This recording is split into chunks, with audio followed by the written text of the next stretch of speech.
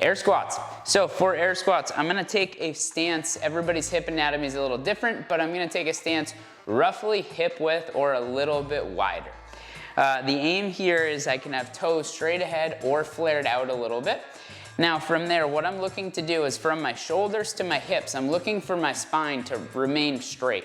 Now, the way I'm gonna do that is when I first initiate my sit into my squat, I'm gonna hinge a little bit. Now as I do this, I'm not arching my back, nor am I rounding. I'm just pushing my hips back, keeping my torso nice and engaged. And what that means is, if I'm standing here, somebody's walking by on the beach and I tense up and I feel that level of engagement, that's what I'm trying to maintain as I hinge. Now, I'm only hinging a little bit, then it's time to unlock the knees. So, from here I'm gonna hinge, then I soften my knees as I sit in between my legs, driving my knees gently away from one another, staying balanced on my whole foot. So I have just as much pressure on my toes as I do my heels, just as much pressure on the inside as I do the outside of my foot. Now, as I'm doing this, breathing is also important. Now, the breathing is gonna help stabilize my lower back, super important. So, as I'm doing this, I wanna be full of air at the bottom. So,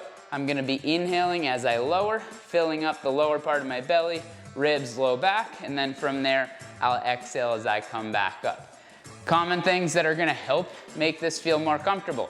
I'm gonna think about pulling myself to the bottom. So instead of just letting gravity drop me down there, I'm gonna actively use my legs to pull myself as if there's a string drawing me to the bottom. From there, I'm then gonna push the floor down, and that's what brings me back up.